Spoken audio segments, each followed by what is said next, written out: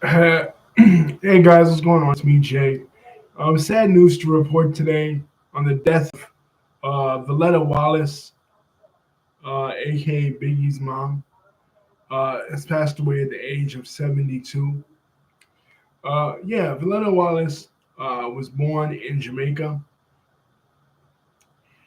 She immigrated to the United States in the mid 1960s uh, before giving birth to uh, uh, her son Christopher and raising him in the Bedford Stuyvesant section of Brooklyn.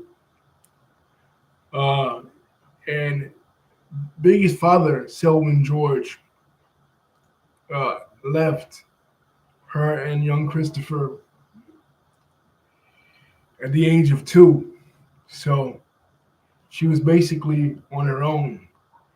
And many people can watch her story or, from the time of raising young Christopher, struggling to send him to Catholic school, uh, Bishop Laughlin Elementary School, instilling in him the value of education and instilling in him the value of hard work.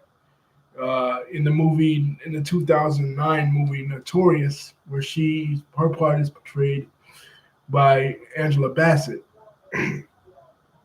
uh, she went on to get a degree in teaching. She taught preschool. As a matter of fact, my alma mater, Kingsborough Community College, was the exact college that she went to. One day I was searching through the old yearbooks there, and this was in 2008, and I found her name and a picture from when she attended there in 1989, I believe it was. So that would have made like Biggie, I guess like 10, 11 years old, I suppose.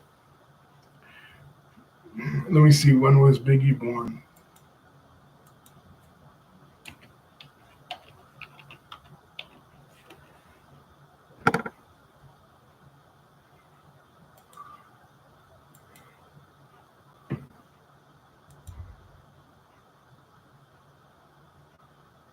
He was born in 1972, so in 1989, he would have been like,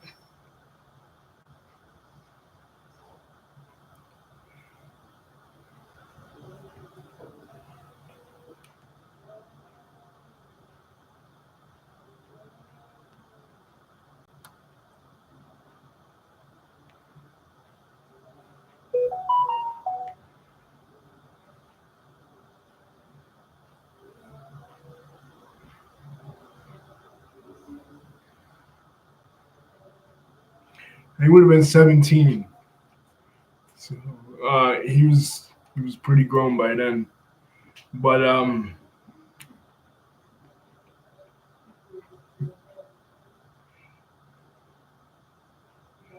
yeah, Lisa, it's devastating news. But as he became a teenager, it was harder and harder to uh, to raise him on her own with no help. Her mother was still alive. Her mother is still alive in Jamaica right now, like she's in her hundreds. But obviously, they were in Jamaica, and Biggie and Miss Wallace, they were in the United States. So it became harder and harder to raise him. He fell victim to the streets of Brooklyn at that time. Was the city of New York in the 19 um, in the all throughout the 1980s was like every other city in the United States, prone to a lot of drug use, a lot of the crack crews, and that's what Biggie fell victim to. But also, what was coming up in the United States, and particularly in New York City at that time, was hip hop, and that also attracted Christopher, and he started to be able to rap, and he came across, of course, Mr. C, 50 Grand, and others, and he became a rapper. The rapper that we know today, being discovered by P. Diddy in the early 1990s, coming out with his first album, Ready to Die. And initially, Miss Wallace did not know how big her son was. You know, the amount of fame and the amount of publicity that he had, she had no idea. She knew he was working with Diddy and he was doing the rap thing, but she had no idea how large he was. It wasn't until his passing in 1997 that she realized the impact that her son had. You know, because obviously she was not a hip hop fan. She listened to country music, which is country music is very similar in its tonality to the type of music that they listen to in Jamaica. So what they call mento music in Jamaica. So that would have attracted her. She didn't listen to rap, so she had no idea how large her son was. In 1999, Will Smith uh, did this thing for her and Afeni Shakur, the late Afeni Shakur, at the MTV Awards, honoring them both. You know, and they went up to receive the reward on behalf of their late sons. Afeni Shakur and her became good friends, despite the fact that their sons were often placed at odds with one another. It was kind of sort of like how Martin Luther King's widow, Coretta Scott, and Malcolm X's widow, Betty Shabazz, became friends after the death of their respective husbands. This sort of trauma bonded the two women. And of course, being as though her son's producer and former friend, Puffy P Diddy,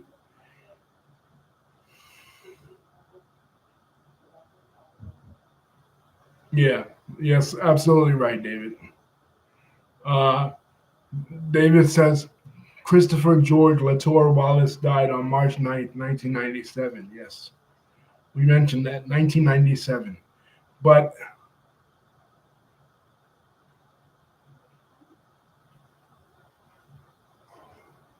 78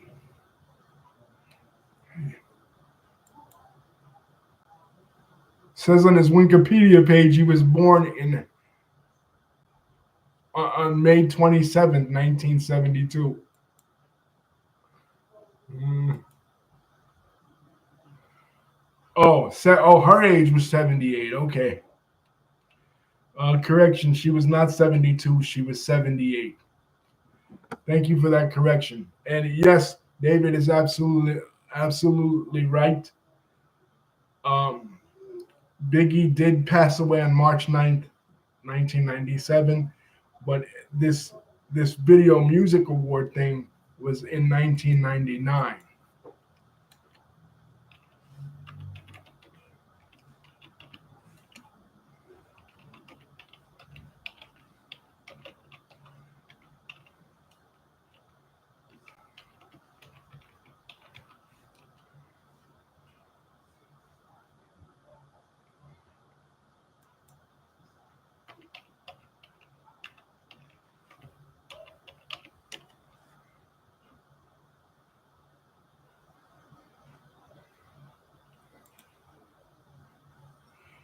So it was 2 years 2 years after her son died, 3 years almost to the date after Afeni's son Tupac passed away. But yes, she was 78 years old. Correction. Thank you, Lisa. David, 100%. The day Biggie died, I remember it vividly. I just come from church. It was a Sunday. I heard the news, turned on the radio. Then it tour. Yes, David is absolutely correct. Next month will be 28 years that Biggie is no longer with us, and now his mother is joining him in heaven. All parties involved, besides the record producers that were really the instigators of the beef, Suge Knight on the Death Row side and Puffy, P Diddy on the Bad Boy side. All parties directly involved and affected are no longer with us. Tupac has passed away. Tupac's mother has passed away in 2016. Biggie in 1997, and Biggie's mom now. So they're all gone. Biggie leaves behind a daughter as well as a son. Tupac, of course, leaves behind no one. He had no children. So those are the remaining parties involved in this whole beef that are still around. The record producers, mainly. The ones who are, let's face it, we know what we know now about P. Diddy, and we know we've been known for years what we've known about Suge Knight. These people, these were evil people. You know what I mean? And the good had to pay for the sins of the evil.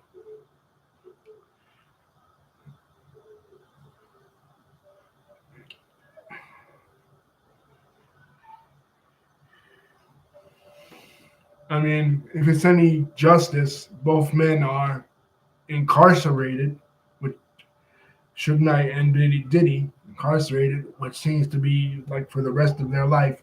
But anyway, um, last year when the news hit about Diddy, they asked Voletta Wallace what does she think about him, right? What was her opinion about him?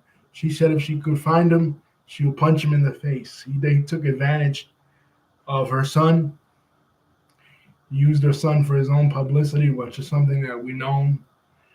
But she did set up a foundation in Biggie's name, several foundations in his name, and was the representative of his image for the years after his passing. You know, she does the outro on the Dead Wrong, his posthumous album. It came out in 1999. That could be why. That could have been why Will Smith honored him at the 1998, 1999 VMAs, because that album was out. You know, I'm not sure, and I know Tupac had a greatest hits album too that year. It came out that I had, so they were still pretty much talked about and still pretty much remembered. That was by the way off topic. That was a great VMAs, the 1999 VMAs. That was when TLC came dressed out in that moon outfit, and they won the People's Choice Award. And that was also the year that Little Kim and Dana Ross. Little Kim had the one her one breast out, and Dana Ross kind of jiggled it. That was MTV was definitely.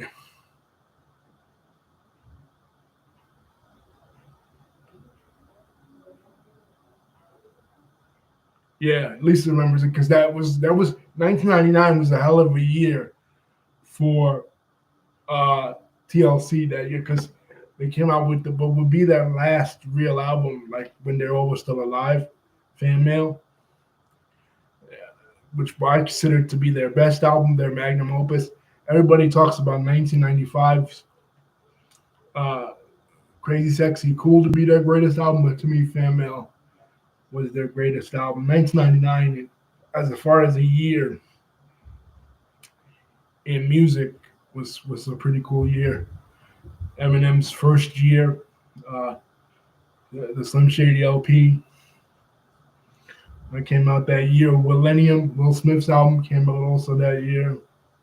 Lots of great stuff. Man, I miss the 90s.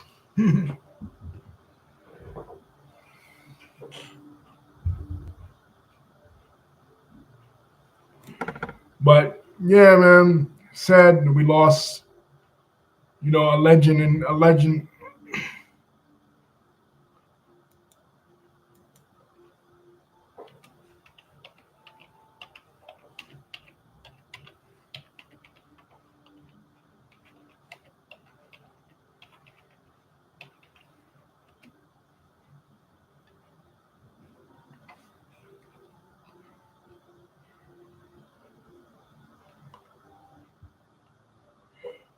She died of natural causes though. She was in a hospice in Pennsylvania. Uh, yeah, they have natural causes listed here. And like I said, her mother's birthday uh, just passed not so long ago.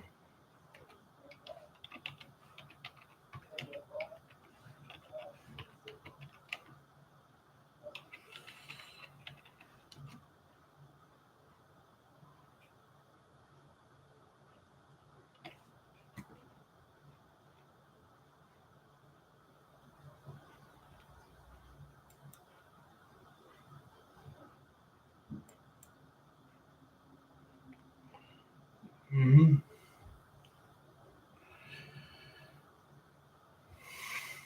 Sad, sad, sad day for hip hop. She became kind of her and Afeni,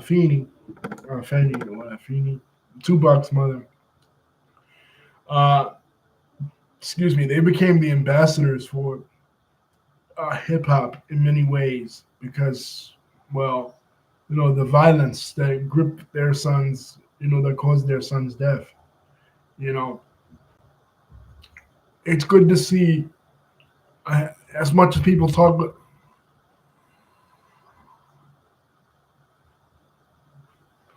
yeah, okay, pardon me. Yeah, you're right. Pardon me, passes away. I'll change it. I will definitely change it.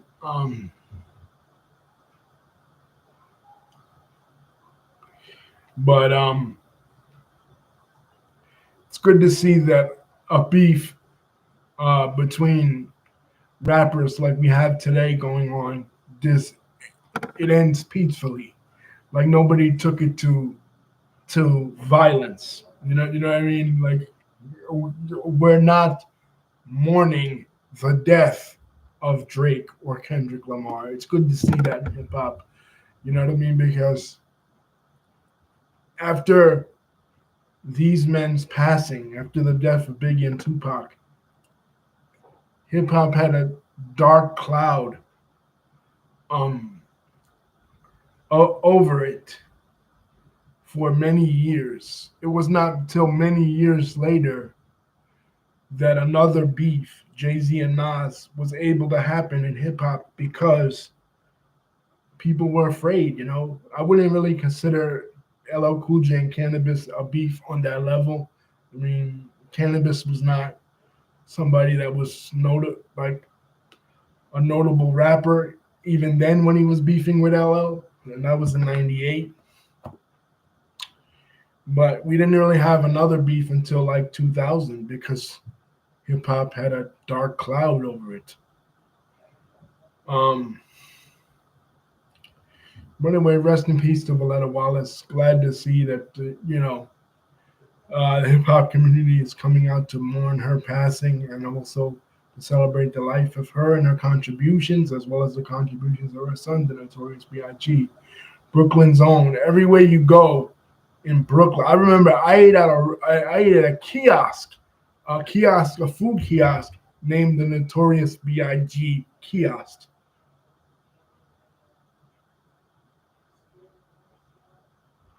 Yeah, at least obviously, yeah.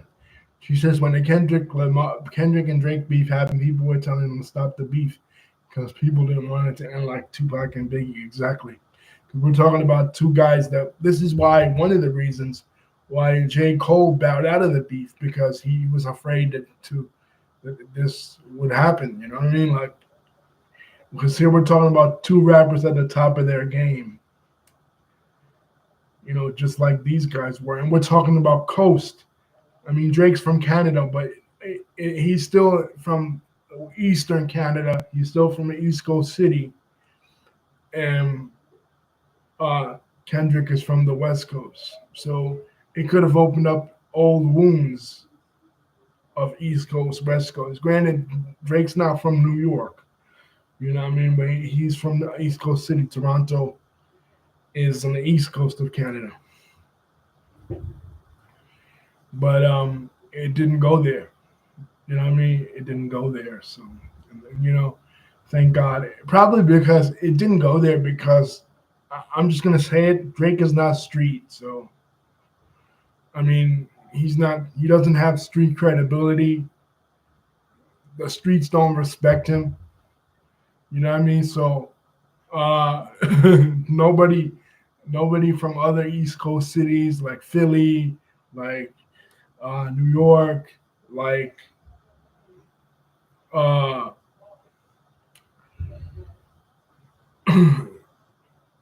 Boston, any city in the East Coast was gonna go to bat for him. When he got protection, he got it from the Hell's Angels.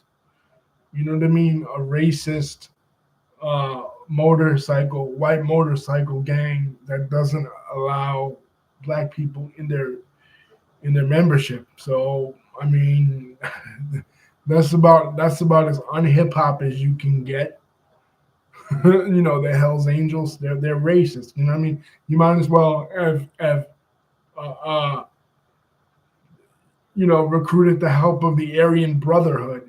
You know what I mean? That's on the level of that. As a matter of fact, when Hell's Angels members that live on the West Coast go to jail and they're incarcerated in federal prison, they bunk up with members of the Aryan Brotherhood, the racist white supremacist gang. So, I mean, if that's your help, nobody from hip hop is gonna go to bat for you. Pretty much all of hip hop was on the Kendrick side. All of the black community was pretty much on Kendrick's side. So uh, that's why it didn't go there. The difference with Biggie and Pac was that number one, both guys were respected. Both guys had respected street credibility. Both guys, um, were respected by the people on their coast. Pac, although was from New York and lived in New York for a short time when he was a kid. As a matter of fact, his name when he moved out to Baltimore, his first rap name was MC New York. But he kind of, cast his lot with the West Coast, especially when he got out of jail and he signed with Death Row Records, and they're a West Coast label. And when it came to Big, he brought the East Coast back. East Coast rap had died, after NWA and Snoop and Dre came out, especially after 1992, The Chronic, 1992's The Chronic. East Coast had kind of died. Illmatic was out. Nas came out with Illmatic in '94, but before Biggie. But Illmatic was a real underground album. People really weren't listening to it, during the time. It wasn't until after Biggie came out with Ready to Die a few months later that East Coast came back.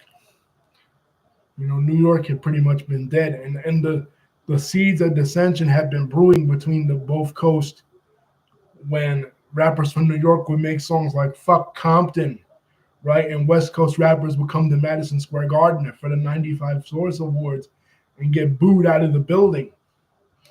And Snoop Dogg stood up there and yelled, "What? New York ain't got no love for Dr. Dre and Snoop Dogg and West Coast?" New York really didn't respect West Coast rappers. They didn't really consider West Coast to be part of the culture. They consider only New York. Everybody outside of New York, even other East Coast cities, uh, weren't considered, true hip hop.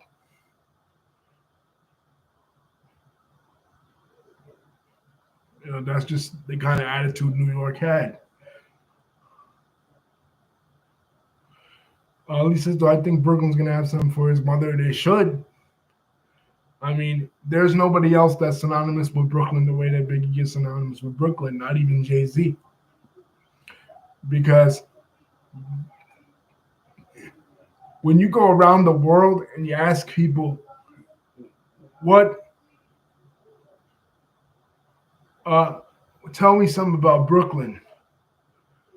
The first thing that'll come to their mind, especially if they're of a certain age and they listen to hip hop, would be Biggie Smalls, Notorious B.I.G. So he represents Brooklyn like no other. So I think they should.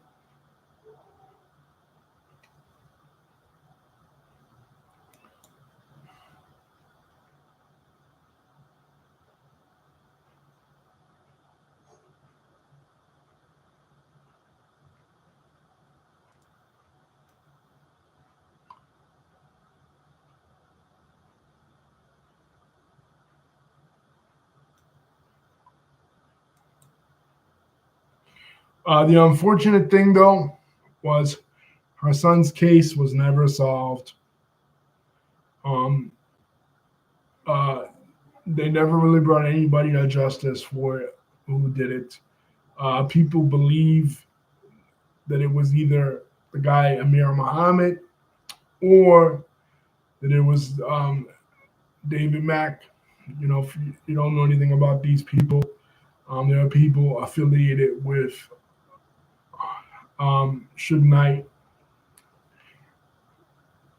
David Mack was a former police officer, Compton Police Department. Many of the Compton PD were in Suge Knight's back pocket. Of course, Suge had the beef he had with Bad Boy, and we know that the Tupac murder was solved a couple of years back. Somebody was brought to justice for it.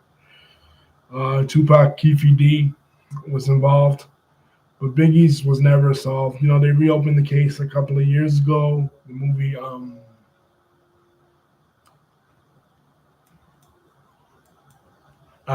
Unsolved was about that, the reopening of the case. But unfortunately, she never got to see um, justice, as did neither did Tupac's mother. She passed away in 2016. Got to see justice for her son. But as Cat Williams said, um, there's a very inspiring quote by Cat Williams, where a reporter asked Cat Williams, asks Cat Williams, um, Suge had just been shot. I don't know when this was, but Suge had just been shot, and he asked him, "Who did you think shot Suge?" He says, "I think nobody shot Suge." And he says, "What do you mean?" He says, "The same nobody that shot Biggie and shot Tupac and shot MLK and shot Malcolm X." In other words, to say that everybody knows who shot these people, but nobody speaks up. Everybody keeps their mouth shut. You know, and that's really unfortunate for their families.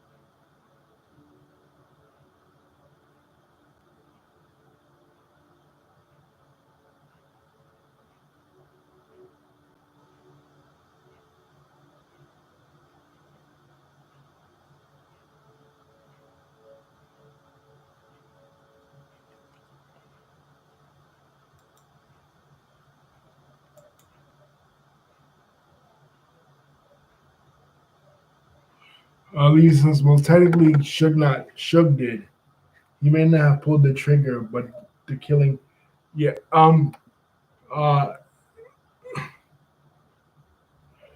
yes, conspiracy. Yes, he conspired to, because David Mack,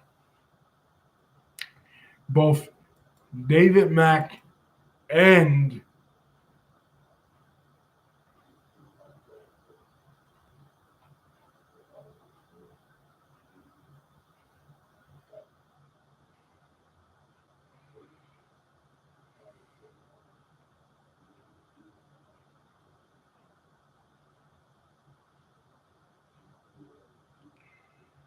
Rafael Perez, two former police officers, as well as Amir Muhammad, um, were Amir Muhammad was said to have pulled the trigger, and they saw him.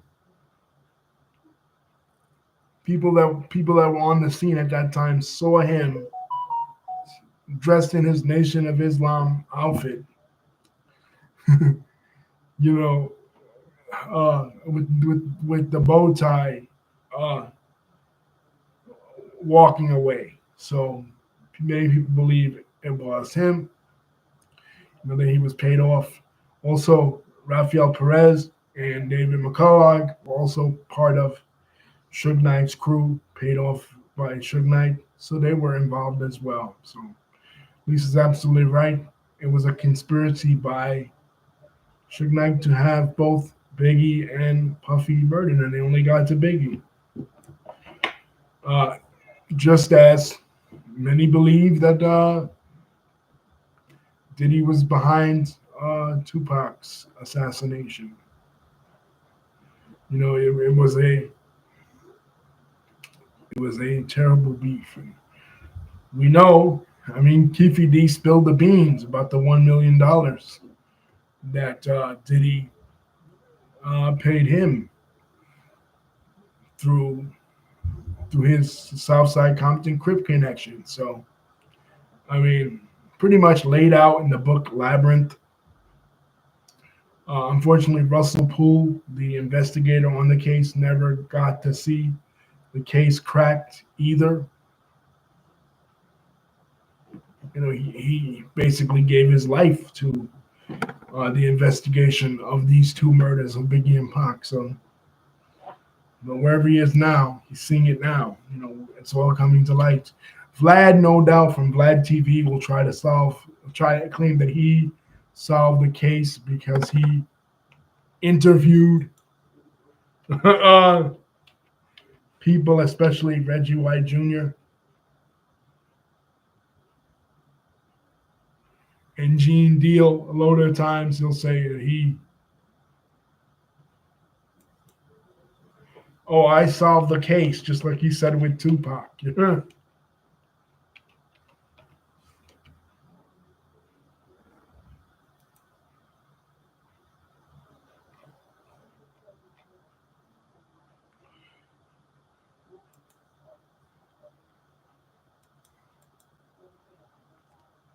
When she reopened the case, that's when they made the movie Unsolved. A very good movie, by the way. Greg Caden. It's about Greg Caden, Los Angeles police detective that was interviewing Russell Poole. Jimmy Simpson plays Russell Poole. It's a very good movie. It's about when Voletta Wallace reopened the case, trying to solve her son's murder. She really wanted justice for her son. But I guess Lisa is correct that Suge's in jail and Suge was the mastermind behind, kind of like a Charles Manson type situation where Charles Manson didn't actually kill anybody. He didn't kill Teresa LaBianca or Sharon Tate, but he orchestrated the murder. So similar here, where Suge Knight didn't really kill anybody, but he orchestrated the murders of these two men. Anyway, guys, don't forget to like, comment, and subscribe. Rest in peace to Voletta Wallace. Thank you, David and Lisa, for contributing. Love you guys. Peace.